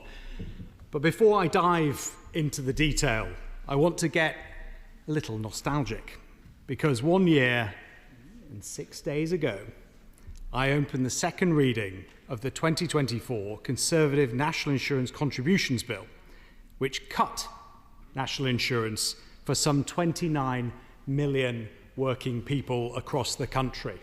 What a difference a year makes. At the end of my speech that day, I posed a simple question to the Shadow Minister, now Exchequer Secretary, that was really bugging me at the time. How are Labour going to pay for all of their many spending commitments? I asked specifically what taxes they will put up and call for them to just be straight with the British people. Alas, no straight answer was forthcoming. But now we know the answer, don't we? It's just a shame they only gave it to us after the general election. Madam Deputy Speaker, they promised not to raise national insurance. They promised that they were on the side of British business. They said that they would deliver economic growth. How's that going? But the fact is, this Chancellor is delivering a £25 billion tax rise on jobs across the country that will stifle growth, hold back British business, and harm public services. This is a Labour national insurance bill which will take the tax burden unbelievably to the highest level in history, on the backs of working people. Now, today we're debating a series of amendments laid down and voted through in the other place with the aim of mitigating at least some of the damage to three vital parts of our economy and our communities. These are healthcare providers, charities, and small businesses. Lords Amendments 1, 3 and 4 seek to exempt care providers, NHS GP practices, NHS commissioned dentists, NHS commissioned pharmacists, providers of transport for children with special educational needs and disabilities, and charitable providers of health and social care, such as hospices, as we've been hearing about so far. This is because we have been warned that as a direct result of the national insurance tax hikes, we could see fewer GP appointments, reduced access to NHS dentistry, community pharmacies closing, adults and local authorities paying more for social care, and young working families being hit with even higher childcare costs. We have to avoid this. Or member for giving way. Can he state whether or not he reversed the national insurance tax change that we have, and indeed what spending he would cut on the other side to do so? Well, I'm very grateful for the intervention. If he looks back on the record of the stages of this bill, we voted against it. If he looks at our record in government, he'll see that we cut national insurance, as I say, for 29 million people across the country. And as I have said so many times in this place, why are we even debating the fact that they've created an £8 billion quango in GB Energy? Why are they spending £7 billion on a rebrand of the UK Infrastructure Bank? Why are they spending £9 billion on giving up our sovereignty to Mauritius? Let's start with those discussions and then we can have a real debate. But Madam Deputy Speaker, Lord's Amendment 2 recognises the role that the voluntary sector plays in the provision of essential services by exempting charities with an annual revenue of less than £1 million from the national insurance rate. Those charities with an income of less than £1 million make up some 95% of registered charities. They undertake vital work in all of our communities, yet this Chancellor will force charity staff and volunteers across the sector to have to raise £1.4 billion more to cover this tax rise just next year alone. Supporting this amendment will save so many services currently provided by the third sector from being reduced or even removed altogether. Lord's Amendments 8, 10 and 14 seek to exempt the smallest businesses, those with fewer than 25 full-time employees, from the proposed cut to the threshold at which an employer is required to pay second-class 1 national insurance. Will the honourable member give way? Of course. I thank the honourable member for giving way, and he mentioned small businesses. Local hairdressers in my constituency of Chichester have been in touch with me to say that with the difficult economic picture, these NICS rises will mean that this year they won't be able to take on apprentices. So does the honourable member agree with me that this NICS rise is not just a tax on business, it's actually a tax on education as well? Yeah. Absolutely. The profound impact of this tax is not appreciated, I think, if I'm being fair, is not appreciated by the Labour front bench. And the Honourable Lady points out yet another area, tax on education. I could talk about universities and the impact on them as well. Would you give way? Of course. Do you think does he think the government has assessed the loss of tax revenue as a result of this measure? In North Yorkshire, almost all of the jobs that would have been created over the coming year are now being repressed within these small businesses and leading to a loss of income for the Exchequer. Answer it simply. I don't think they did before announcing this tax rise, but I think as we look at plummeting business confidence, if we look at declining economic growth and forecasts that are consistently downgraded for economic growth, the profound impact, as I was saying before, on businesses and economic growth is clear for all to see. Go on then, yes. Now is a moment. I listened carefully to your answer to my honourable friend's question about what you would cut if this was to be reversed, which you haven't been clear about if you would, but I listened carefully to the answer. And what I heard you say was you talked... Sorry. I am so sorry. And what I heard the Shadow Minister say was that he would... What I heard the Shadow Minister say is referring to GB Energy and also to the National Wealth Fund. So what I would really like to understand in the Shadow Minister's future remarks is the Shadow Minister really saying that he wants to reverse record levels of investment in energy infrastructure and innovation jobs, and record levels of investment in jobs across this country to stabilise our economy into the future? Be reminded that interventions should not be short speeches, and she's absolutely right. Looking at the chair should helpfully prevent her from saying the word "you" repeatedly. Cathy. I think the problem with that intervention is the chairman of GB Energy himself disagrees with the proposed number of jobs that it supposedly will be creating. But I've set out very clearly some of the things of what we would do differently, and the choices that we would make that are different to the choices that this Labour government are making. Madam Deputy Speaker, when we talk about small businesses and the impact on businesses as a whole of this national insurance tax increase, the Minister and other members opposite incorrectly suggest that only the largest businesses will be forced to pay this jobs tax. But as I've told them consistently at every stage of this debate, that is simply not the case. A village butcher, a high street hair salon, community pharmacies, these are not what most people would regard as large businesses. Yet businesses like these will be hit. If the government really wants to ensure that our smallest businesses are exempt from at least part of the damaging tax, they should support the Lord's amendments today. Will the honourable gentleman give way? Yes. I thank my honourable friend for giving way, and I sort of look across the chamber at the minister, and we know he's having to defend the undefendable. Really, he's sort of got a certain Matt Hancock about him in how he does it with a zeal, but he does it. Sorry, Madam Deputy Speaker. But would the Shadow Minister agree with me that actually the people who are paying for these increases are taxpayers? They're people who are working hard. Because I was talking to a manufacturing business in my constituency who are going to give their employees a 4.5% increase and now can only afford to give them a 2% increase. This is coming out of the pockets of hard-working people. Members should not be reminded the language should be respectful at all times. The jungle awaits the minister, clearly. He is absolutely right. My right honourable friend is absolutely right. And in fact, the OBR have demonstrated clearly in their analysis that 76% of this tax increase will be passed on to working people, a manifesto breach if ever I saw one. Yeah.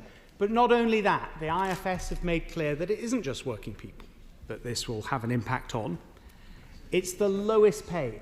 It is the most lowest paid the least paid in our country that will be paying for this. And I think again that is an underappreciated and under-commented fact from the party opposite.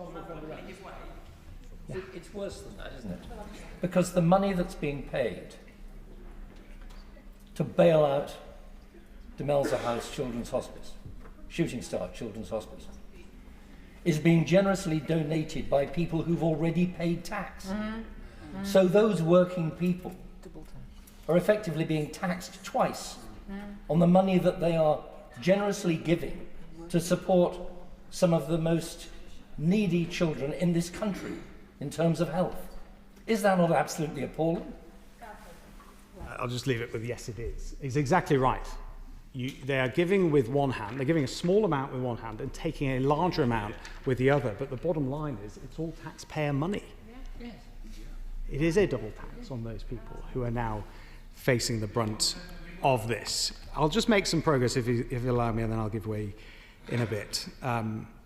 This tax, purely and simply, is a financial penalty. That's how I look at it. On 940,000 businesses. And on average, the analysis shows that this is going to cost businesses £26,000 per year per employer. Not content with ruining the future of the immoral family farm tax, the Chancellor wants to hammer farmers today too with this bill. The Chancellor is going to make pubs and cafes and restaurants stump up more to cover her jobs tax without regard of the impact on our high streets all the communities that they serve. She's going to squeeze the creative industries, from theatres to film producers, in a desperate attempt to keep this circus on the road. It's crucial that we understand the impact this bill will have. It's why Lord's Amendment 21 requires the Chancellor to carry out a review of the impact of this bill within 6 months on the sectors I have already described, but also on farming, creative industries, hospitality, retail, and universities. I thank him for giving way. I mean, he mentions cafes. I've raised Basil's Cafe and Tomridge's before in the House on exactly this point. They now inform me that they're having to put their prices up because of the NIC rises. Does the Shadow Minister think that we're actually going to see a bump in the inflation figures as a result of this tax? The honourable gentleman for his intervention. I'll remind the House that inflation has gone from 2% to 3% already under this Labour government. In fact, the OBR scored the budget, the Halloween budget, as being inflationary. And he is right. When these tax rises hit, they will be passed on. And they will be passed on through higher prices, which inevitably, I hope not, but will inevitably put pressure on inflation. But it's the combination of factors in addition on businesses that I think is not always appreciated as well on cafes. It's the national living wage going up, which we on this side have welcomed. We implemented it, but it's the context in which that is going up, with national insurance on the rise, with business rates relief for hospitality businesses and high streets reduced from 70% to 40%. All of these things are compounding the impact on cafes like the honourable gentleman in his constituency that will be devastating and will inevitably lead to job freezes or job losses, which I'll come on to. Madam Deputy Speaker, from healthcare to charities to SMEs, I've made the consequences clear right from the start of this bill in the House. And today, the government really does have one more chance to change course. Because what many people across the country want to know is, what is this for? We were told that it was a one-off tax rise to fix the foundations of the economy. We were told that there would be no more tax rises after this. And yet we find ourselves just a week away from an emergency budget with speculation rife that other taxes may have to rise because the Chancellor will not meet her own new fiscal rules. Some are suggesting that Labour will break another pre-election promise and not unfreeze the income tax thresholds in 2028, but rather extend the freeze to pay down their new debts. This surely cannot be true. The Minister himself gave me his personal assurance in this House that income tax thresholds would be unfrozen from 2028. Not looking you in the eye. I'd like the Minister to reconfirm that promise to me today to end that speculation. Madam Deputy Speaker, this is vital context for members as we consider the amendments today. If more tax rises will be needed, if the original justification for this bill is now void, then why should we stomach their terrible consequences? Why should Labour MPs have to go out and defend this to their constituents? Why should we allow the government to still punish the sectors which the amendments before us seek to protect? In fact, why must we stand here and see this entire bill implemented at all? Because one impact that hits every sector of our economy is the impact on jobs. Just yesterday, we heard Labour talk about the importance of lifting people out of welfare and getting them back into work. They are right to do that. As Conservatives, we know the dignity of work, the security of a regular paycheck is what lifts us up as a country and lifts families out of poverty. But the tragedy is that this bill has caused so much concern and so much uncertainty that employment is already declining in anticipation of its passage. And the OBR tell us that it will depress workforce participation for years to come. Put simply, this government is cutting welfare to boost employment, while at the same time boosting taxes which will cut jobs. No wonder business confidence has completely and utterly nosedived It is inexplicable and entirely avoidable. The Minister... Yeah.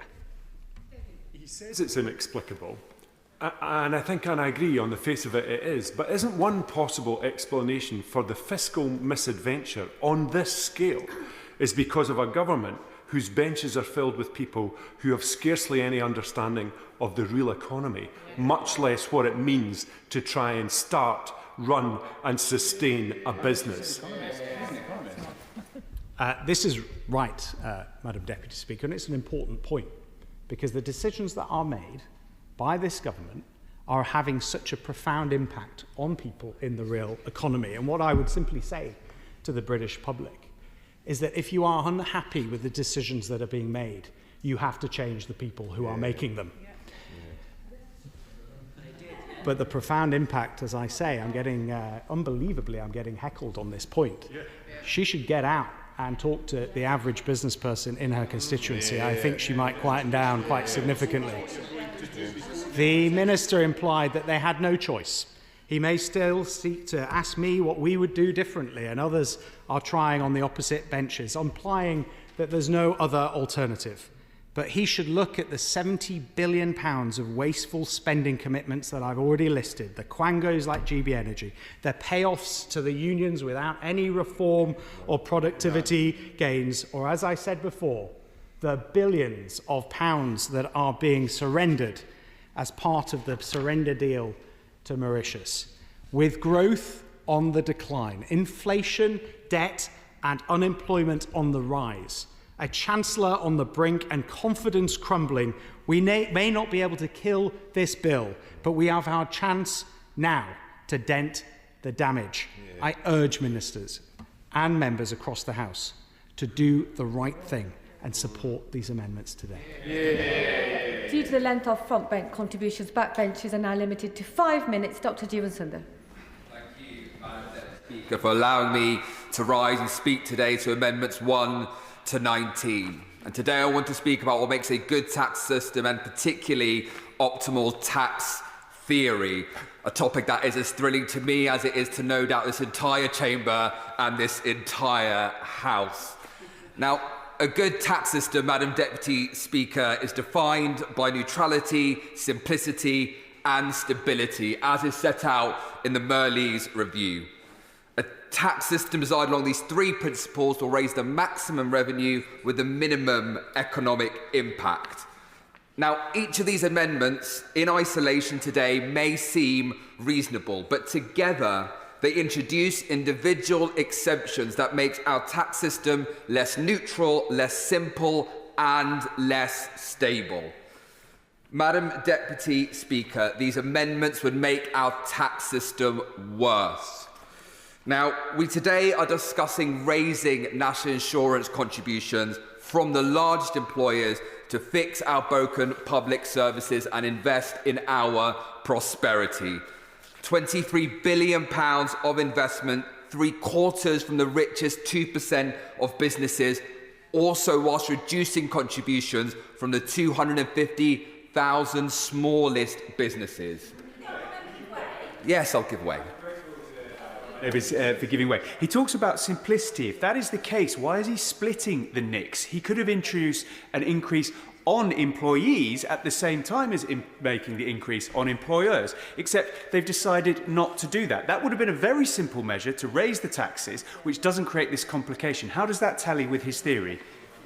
I say, the Honourable Member, it's a pretty well-established, if you like, introduction to the tax system, now both employee and employer NICs. In terms of the actual simplicity, it's about where it is levied. But I will come on to the specific point that he raises later on in the speech and hopefully provide some illumination on this point.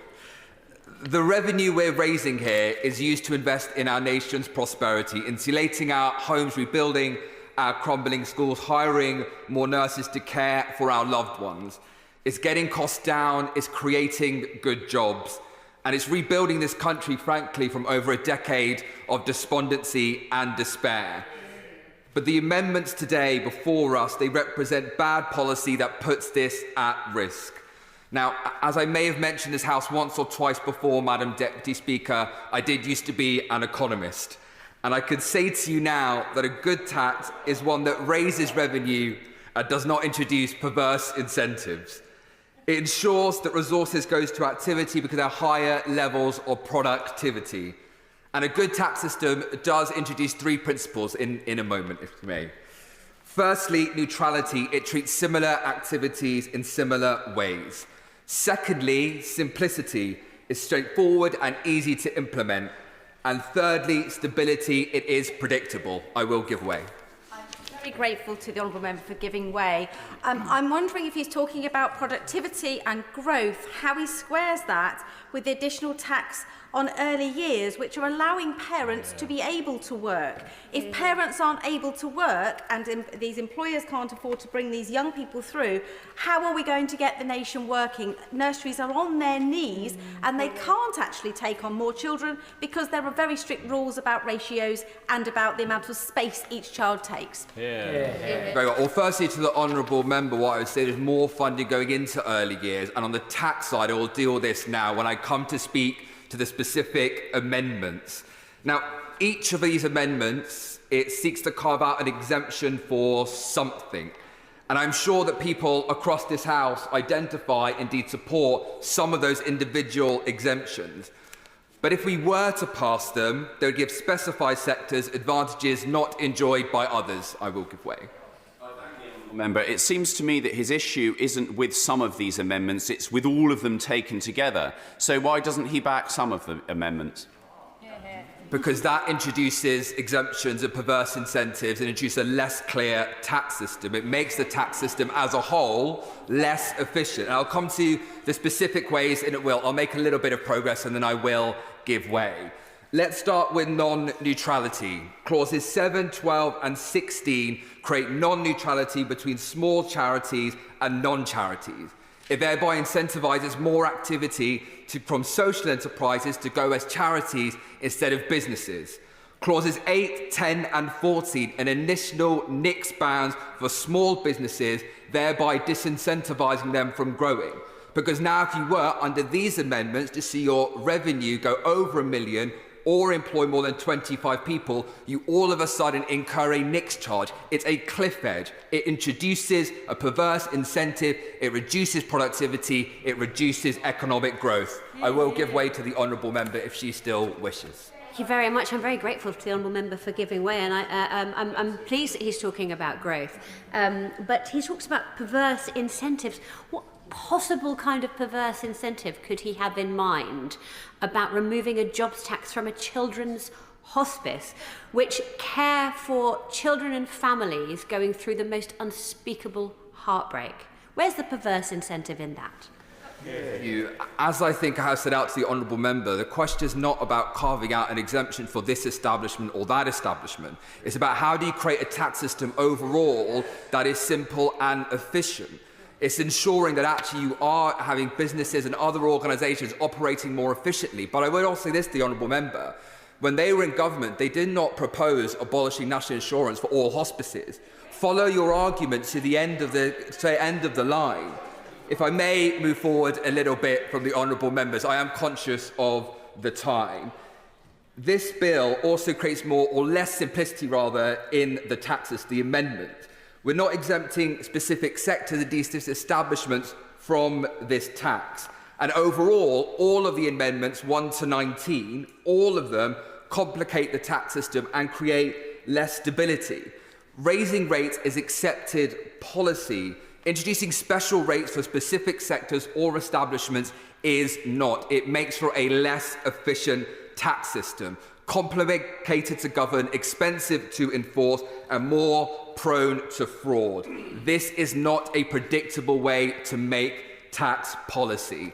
Not neutral, not simple, not stable. Bad policy that all of us in this House should oppose. And while all of this sounds dry, it does matter to our constituents. Because bad taxes don't just harm economic growth, they bring in less revenue. That means less appointments for the NHS, it means less new teachers, and it means less insulation in our homes. We are elected to this place as legislators. We have a duty to make policy that works. And part of that is seeing the whole from its part, ensure we don't introduce loopholes and carve-outs that weaken our tax system, and governing responsibly. Thank you. Order. Liberal Democrat spokesperson Daisy Cooper. Thank you, Madam Deputy Speaker.